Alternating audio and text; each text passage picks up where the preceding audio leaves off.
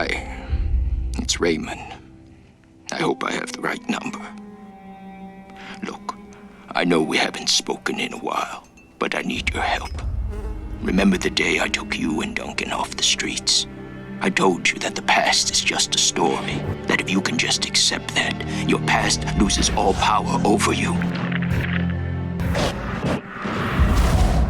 Yeah, I was wrong.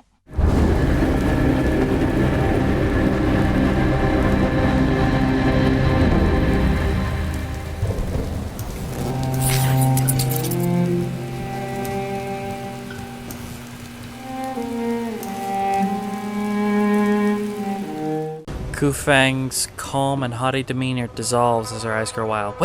Wait, I surrender. Don't kill me. What's wrong? Not feeling so powerful now? She clasps her hands, pleading. The whole Mistress of the Night thing is just an act. I'm just an accountant that got infected. I don't really know how to fight. I was faking it. I just wanted to scare you into backing down. And look how that turned out. Yeah, I know. I blew it. I knew that this duel was a bad idea in the moment I agreed to it, but I couldn't back down in front of my pawns. It would have been humiliating. She looks away. Like I said, I'm just an accountant. I never went to vampire school. What I did do was get drunk on a business trip, black out, and wake up in an alley like this.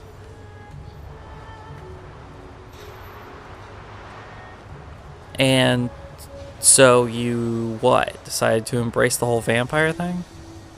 What choice did I have? I couldn't go back to work. And it was a dead-end job anyway. No upward mobility, no room for growth. I did what anyone would have done. I tried to make the best of it to capitalize on my new abilities. I'm a vampire now. I can't control that, but I can control how I choose to monetize it. So what was your endgame? How did you see this working out? Beats me. It's not like I have a rule book for this. I'm just waking up as I go along. Who knows? Maybe I could even become the vampire queen of Repulse Bay. Well, I suppose I can't fault you for your ambition.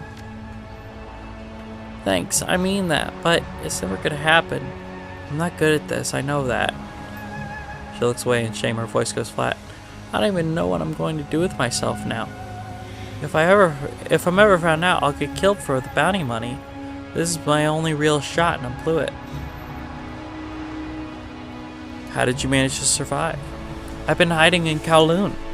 I was hoping to just disappear. As far as my friends and family know, I'm missing, maybe dead. Her chest hitches, she looks miserable. I think that's for the best. I mean, how could I explain what I've become? Can you imagine how ashamed my family would be to find out that I'd become this monster? No, it's better that they think I'm dead. So, can we call a truce or something? I scratch your back, you let me live? She clasps her hands, bleeding. What do you say? I think we can work something out. Conditionally. Yes, anything. Just tell me what you need. First off, I want some answers.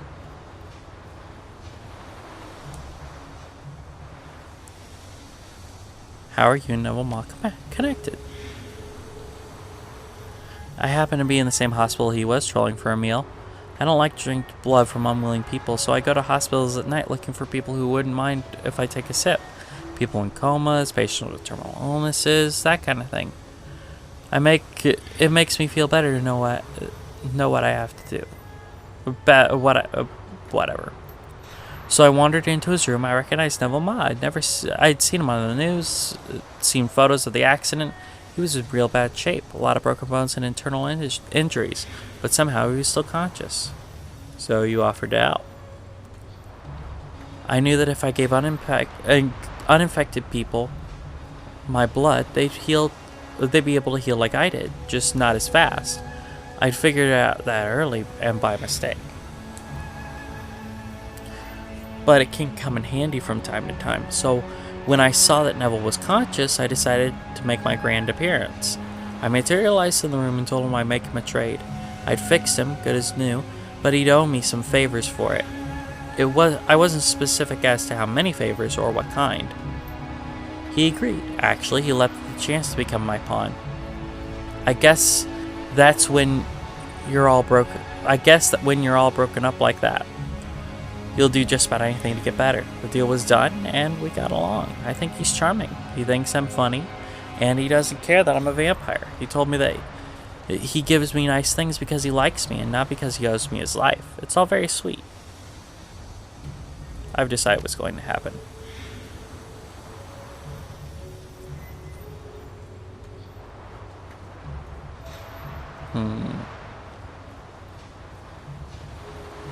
Ooh, I like this option. You're going to live up to your potential, and I'm going to help you. You are? We are?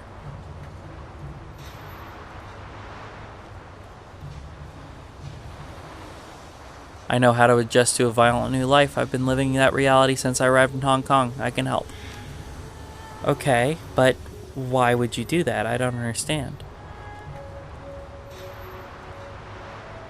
Because I've decided that I like you and I can think of worse friends to have on my side than a vampire. Well, in that case, I accept, gratefully. What about Dr. Shui Yang?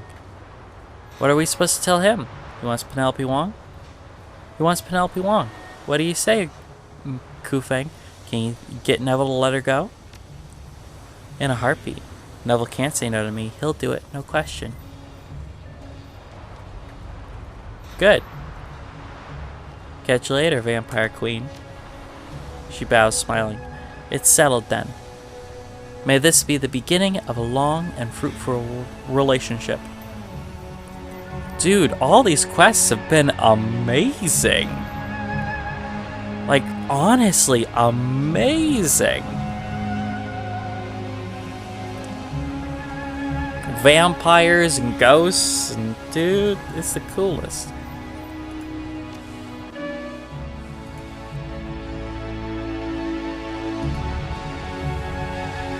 Bye, guys. Yes.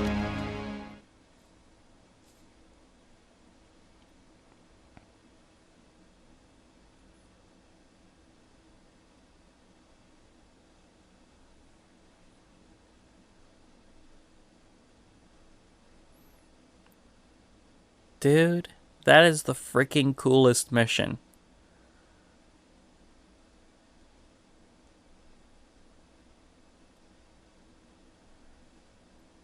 I now have a vampire in my employ, which is super awesome.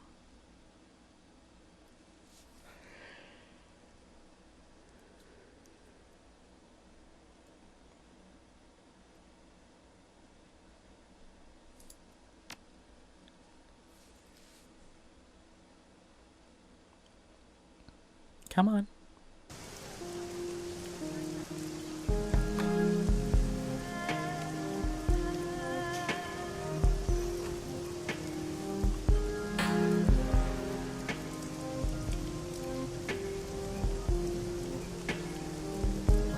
Come on. Any day now. Well, Penelope Wong's getting fired, so that show's gonna go terribly. Your comlink chirps is Kylie Cheng. Yes, ma'am. Come to the Mahjong parlor. I have something I want to show you. Your crew is already here. I'll be there right away. Very good. Very good. I'll see you shortly.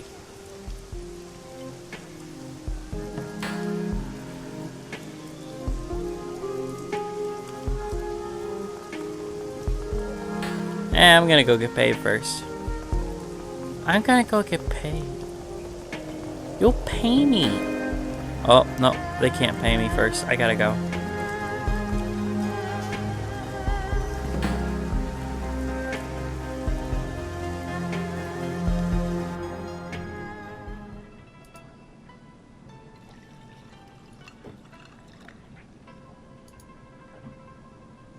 I've got the information you wanted.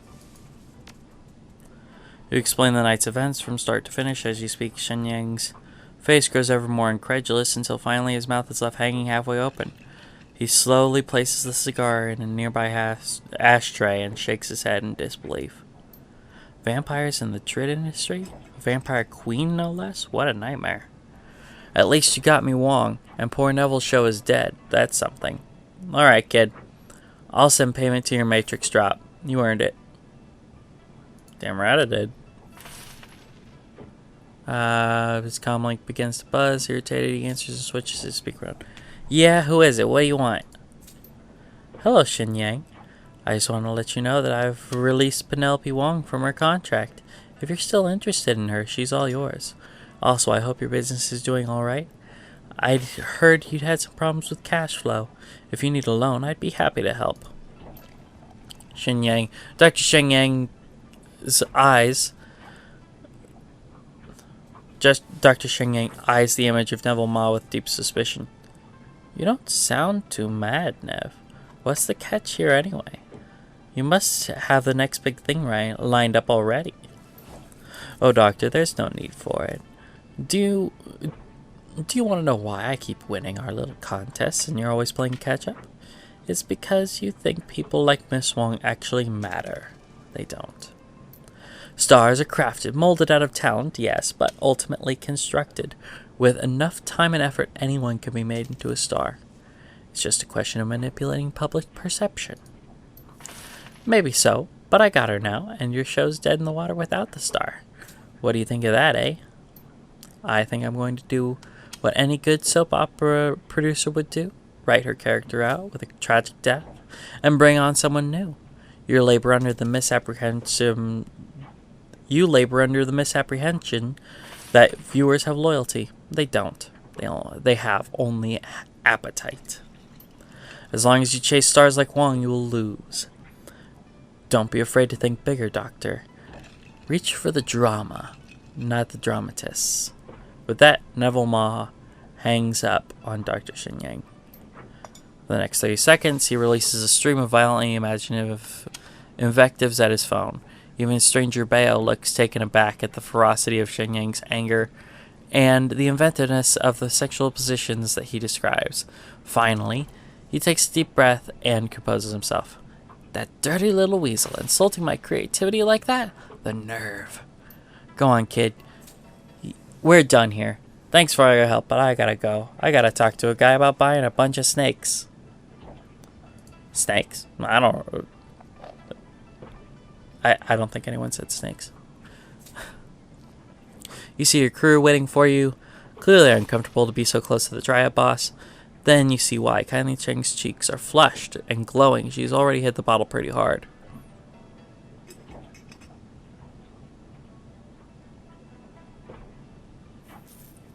Don't keep us in suspense, Auntie. What did you find out about the plastic-faced man?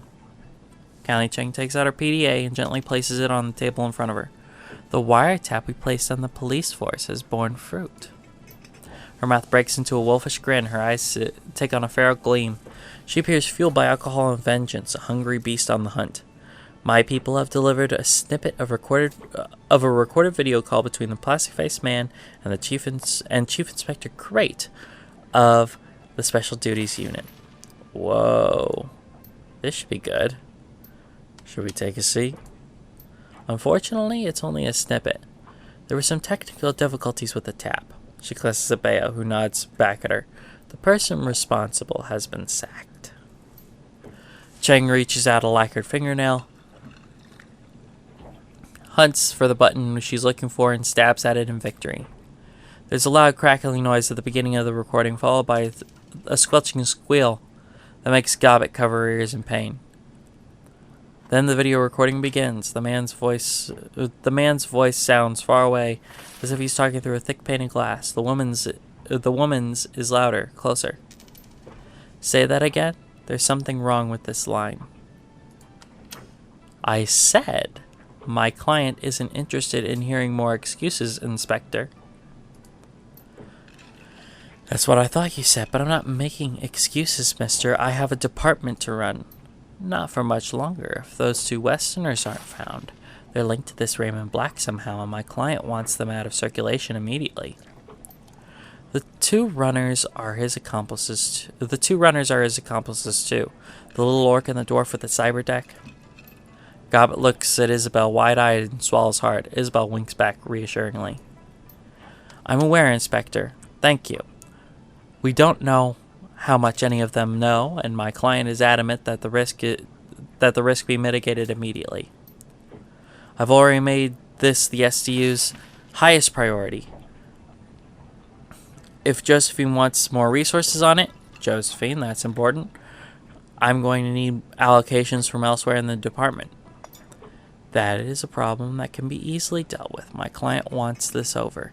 Now, no more excuses, no more excuses, no more fuck-ups, no more cops floating in the river. Kylie Cheng smiles at that and pours herself a shot. Tell her we're redoubling our efforts. Very good. Dead or alive, you bring them to me. My client requires my personal verification that the threat has been eliminated. Hang on, this line is getting worse. There's a sharp crackle and the recording ends. Conley Cheng picks up her PDA and puts it away with a smile. She unscrews the cap on her bottle and pours herself a shot with a flourish. That's the guy we saw on the surveillance footage, the one who killed Raymond Black. She leans into the PDA. That plastic face looks a lot cooler up close. I kind of think it's pretty. I think it's kind of pretty. That video doesn't tell us much. I mean, we already know that there's an APB out on us. All we're sure of now is that the man with the plastic face is definitely working for someone else. This Josephine. Is that all we have, Auntie? First name? It's not just a first name, Gobbet dear. It's the first name. Josephine Tseng. She's the one pulling the strings. Kindly downs her shot and slams the glass upside down on her table. That disease-ridden dog fucker. Wow. I should have known it was her from the beginning. She drums her fingers on the table in front of her. And she had nerve to call down the heat on my runners, on Nightjar, on that. Oh, that scabrous fossil is going to pay. So, friend of yours? Chang makes a wet hacking noise in the back of her throat and spits on the floor. She's the CEO of Sang Mechanical Services and a member of the Hong Kong Executive Council. Her face turns into a mask of disgust. CEO? Let's see.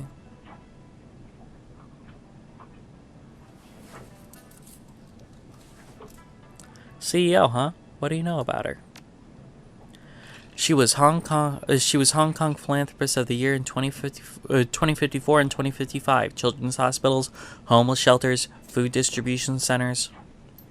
Good causes and the kind that get good PR because people are too lazy and myopic to look for the real people doing the hard work.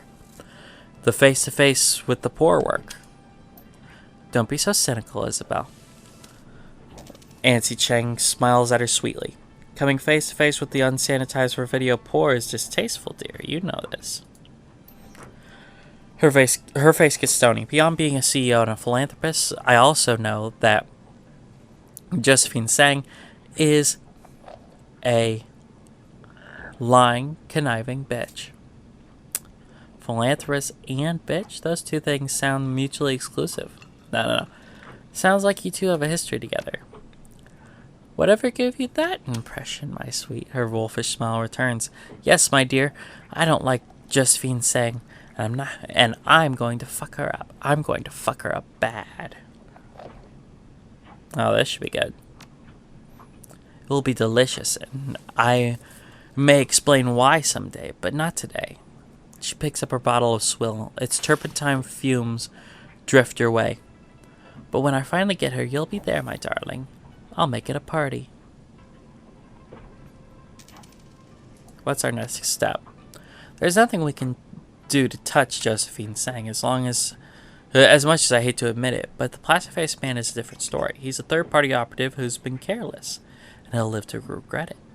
Her black eyes turn stony for a while. If Tseng thinks she can take out two of my runners and get away with it, I'm going to have to explain things to her. She pulls out a thin black cigar and runs it beneath her nose. We're going to find the plastic-faced man, and we're going to hurt him. We'll hurt him until we know everything he does, and then we'll use that to strike back at Josephine Sang. She lights her cigar and takes a deep, deep pull. You will have your vengeance, and I will have my own satisfaction. She turns away, picks up the bottle. Now get out. I have work to do. I was like, okay, I go now.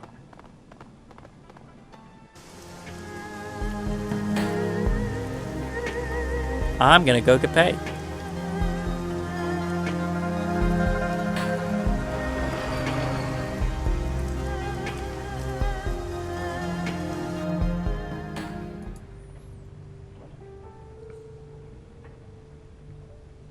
Yes.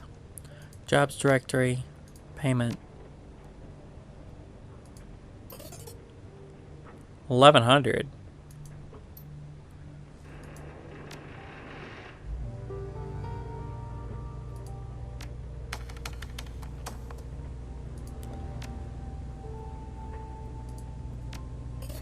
$432, that's it.